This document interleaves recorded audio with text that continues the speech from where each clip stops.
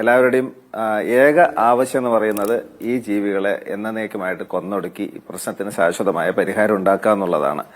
അപ്പൊ അതില് അലക്ഷ്യമായ അല്ലെങ്കിൽ എന്താണ് ഇത് വെറുതെ കണ്ടുകൊണ്ടിരുന്ന് വെറുതെ പരിസ്ഥിതിവാദം പറഞ്ഞുകൊണ്ടിരുന്നാൽ മതിയോ എന്നുള്ളതാണ് അങ്ങയുടെ ചോദ്യം. അപ്പൊ എത്ര ലാഘവത്തോടുകൂടെയാണ് നിങ്ങളെല്ലാം ഈ വിഷയത്തെ കാണുന്നത് എന്നുള്ളത് ആലോചിക്കുമ്പോൾ സത്യം പറഞ്ഞാൽ എനിക്ക് പണ്ട് ദേഷ്യം തോന്നുന്നുണ്ടായിരുന്നു. ഇപ്പൊ തോന്നുമ്പോൾ വളരെ എത്ര അപരിഷ്കൃത സമൂഹത്തിലാണ് നമ്മൾ ജീവിക്കുന്നത് എന്ന് തോന്നുന്നു. ഓക്കെ, അതിന് മീഡിയ പണ്ട് കൂട്ടു നിൽക്കുന്നു എന്ന് അറിയുമ്പോൾ എനിക്ക് വല്ലാത്ത വിഷമം തോന്നുന്നു. ഈ ജീവികളെ കൊന്നൊടുക്കാൻ വേണ്ടിയിട്ട് ഒരു ചർച്ച ആ തല അലക്സ് ജി സഹോദര കുറച്ചു നേരം ഒന്ന് ക്ഷമിക്കട്ടാ.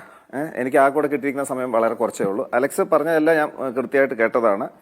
ഓക്കെ, അപ്പോൾ ഈ കൊന്നൊടുക്കണം എന്നുള്ളതാണ് നമ്മുടെ ലക്ഷ്യമെങ്കിൽ അതെന്തായാലും നടക്കാൻ പോകുന്നില്ല മക്കളെ കേട്ടോ. അതിനുള്ള മറുവഴികളൊക്കെ ഉണ്ട്. കാരണം നമ്മുടെ ഭരണഘടന എന്ന് പറയുന്ന ആർട്ടിക്കിൾ 21 പ്രകാരം എല്ലാ ജീവികൾക്കും, മനുഷ്യൻ ഉൾപ്പെടെ എല്ലാ ജീവികൾക്കും ഇവിടെ ജീവിക്കാനുള്ള അവകാശമുണ്ട്. ആ അവകാശം അവിടെ നിലനിൽക്കുമ്പോൾ തന്നെയാണ് മനുഷ്യനും ഇതെല്ലാം കൂടെ സഹകരിച്ച് ജീവിച്ചു പോകണം എന്നുള്ള ആശയമായിട്ട് നമ്മളൊക്കെ മുന്നോട്ട് നിൽക്കുന്നത്. ഈ ജീവികളെ കൊന്നൊടുക്കിയത് കൊണ്ട് പരിഹാരമാവുകയാണെങ്കിൽ നമുക്ക് ഒരു കാര്യം ചെയ്യാം. അപ്പം ആ കൂടെ 100-190 കടുവകളല്ലേ ഉള്ളൂ. ഇതിനെല്ലാം കൂടെ നമ്മൾ പിടിച്ചൊരു മൃഗശാലയിലാക്കാം, കൊന്നൊടുക്കാതെ. അതിന് സമ്മതമാണോ? അതുപോലെ എത്ര ആനകളുണ്ട്? ഇപ്പോൾ 2000 ശേഷം ആനകളുണ്ട്.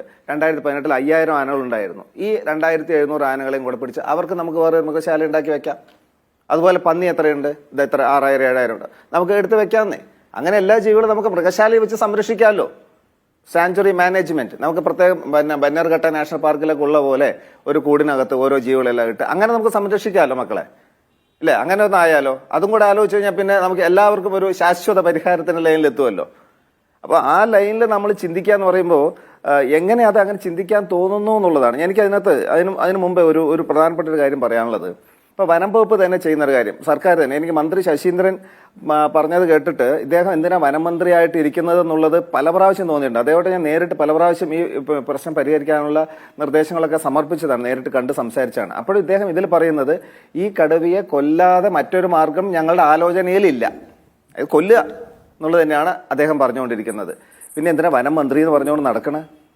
ചീഫ് വൈൽഡ് വാർഡനെ സംബന്ധിച്ച് ഇതിപ്പോൾ ഇന്നലെ മിനിഞ്ഞാന്ന് രാധ മരണപ്പെട്ടു, ഇന്ന് ജയസൂര്യക്ക് അപകടപ്പെട്ടു, BFOയ്ക്ക് അപകടപ്പെട്ടു.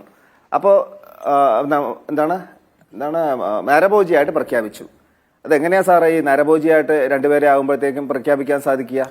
അങ്ങനെ പ്രഖ്യാപിച്ചാൽ തന്നെ കാട്ടിൽ തന്നെ ഇതിനെയൊക്കെ ഈ കടുവയെ അങ്ങനെ പാരാമ്പുലേഷൻ ചെയ്യാനുള്ള വകുപ്പ് എവിടെയെങ്കിലും ഉണ്ടോ സാറേ?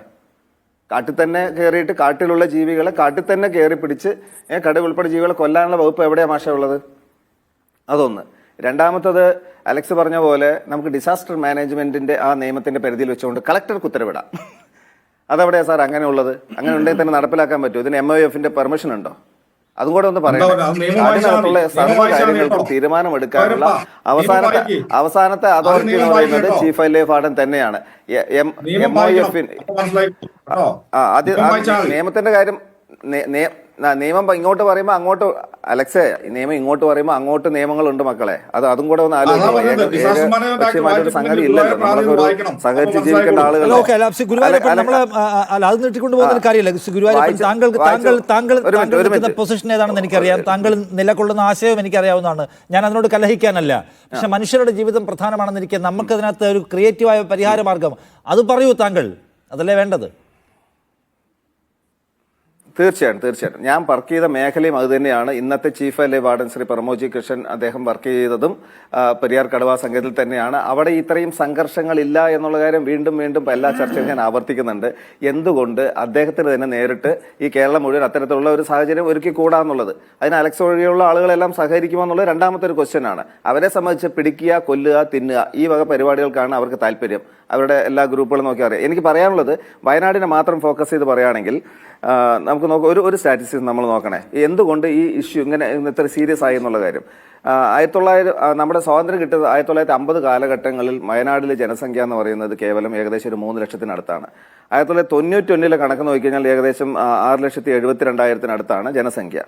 2025 നോക്കുമ്പോൾ ഏകദേശം 8,60,000 ജനസംഖ്യയായിട്ട് കൂടി.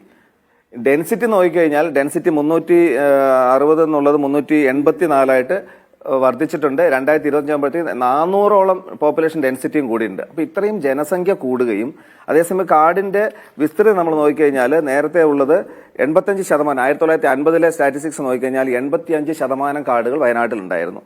ഇപ്പോൾ അത് നോക്കിയാൽ 2024 നോക്കുമ്പോൾ 53% കുറഞ്ഞിരിക്കുന്നു.